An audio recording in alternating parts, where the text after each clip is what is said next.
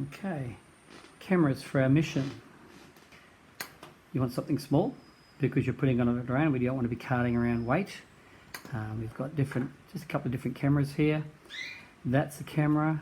That is not the camera. That's the transmitter of the camera data. You can tell kids this. That's my eyes. That's my voice. I perceive things with that. I transmit it via some sort of signal. Okay, these are 5.4 gigahertz transmitters. Okay, it says it there, and that's the output power, 200 milliwatts for this one, and it's got how many channels I'm capable of transmitting on in the 5.8 gigahertz band. This one here, so that's got a separate video transmitter. This one here, the camera, what's called a backpack video transmitter. That's just the antenna sitting on top. Now with these, each on the radio magnetic spectrum, each band is only a certain width. Now the 5.8 gigahertz band has been set aside for transmitting video. You can't just go and transmit on video on any band that you want to. You can't just buy things from overseas because it could be illegal. It could be set aside for industrial or research or military.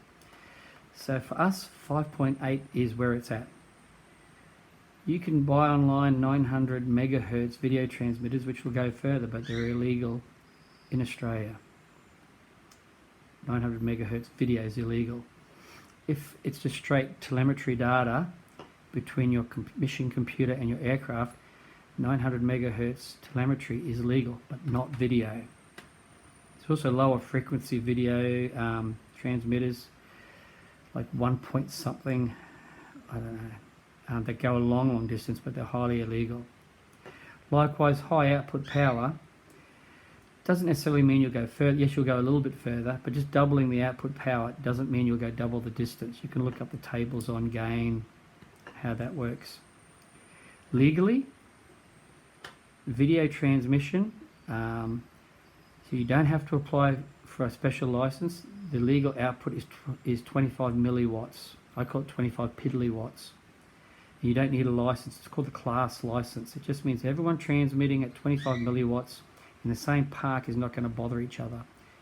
So you can tell students it's like everyone's in the same room just talking at a normal, quiet voice, and you can hear each other. But if you all start shouting at high outputs, no one can hear anything. Okay, so 25 milliwatts. Now, having said that, this would, in the oldish days, this would have been illegal. But there's a grey area that you can come in under for the UAV challenge. It's called video can be considered telemetry data. Now, telemetry data is all those kind of figures that are sent from your aircraft automatically back to your ground station. Now, this here can be considered a ground control station. I can get telemetry data that comes back on here if my receiver is capable of sending it. And normally it's just data, it's just text and numbers there. But it has been argued that video itself can be considered data. The governing authority, just like CASA is a governing authority for aviation safety in Australia, the governing authority for transmission in Australia is the ACMA, Australian Communication and Media Authority. If you want to start up a radio station, you apply to the ACMA. You want to start up a TV station, you apply to the ACMA.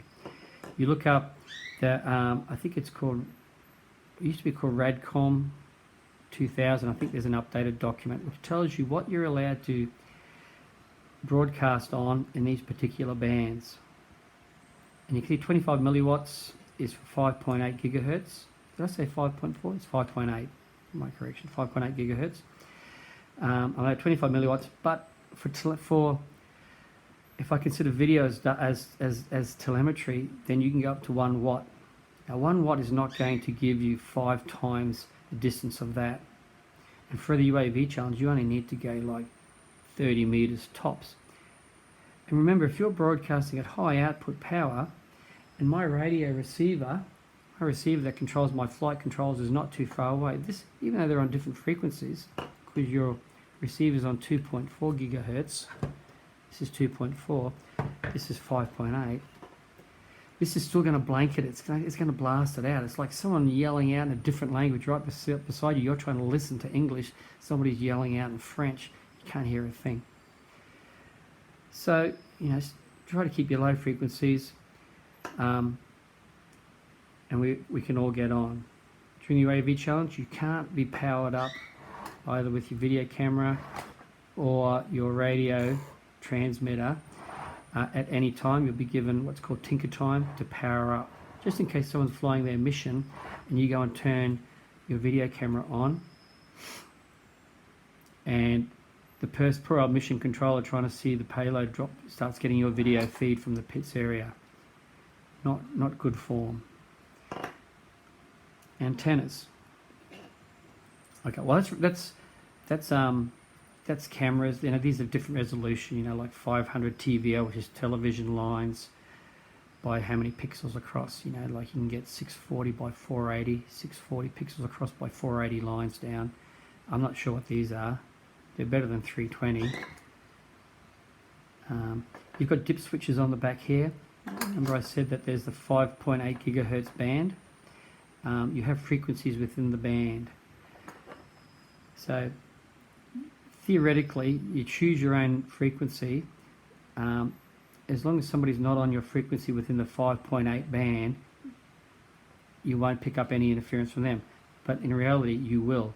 If you're right beside someone, let's say I'm 5.804 and the person over there is 5.808, they're going to trash my signal a bit.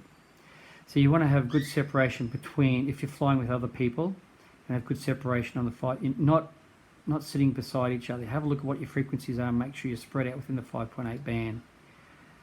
It's not really going to concern us anyway in the UAV challenge, but that's what these dip switches are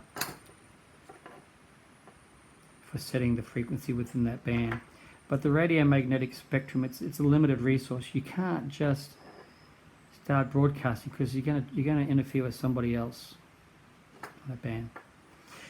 And so that's cameras and radio and video transmitters, all right, and the legalities of them. That will get quite hot too. Don't leave it on the ground. Like a 1 watt transmitter gets really hot. It'll burn you if you touch it. When it's flying in the air, obviously it's getting cooled. Don't leave it powered up on the ground. And you'll have your video goggles to pick up the signal, and you'll tune in to the frequency on this particular band. Sometimes you'll tune into somebody else's, get somebody else's video feed, but you can sort that out. Okay, video transmitters.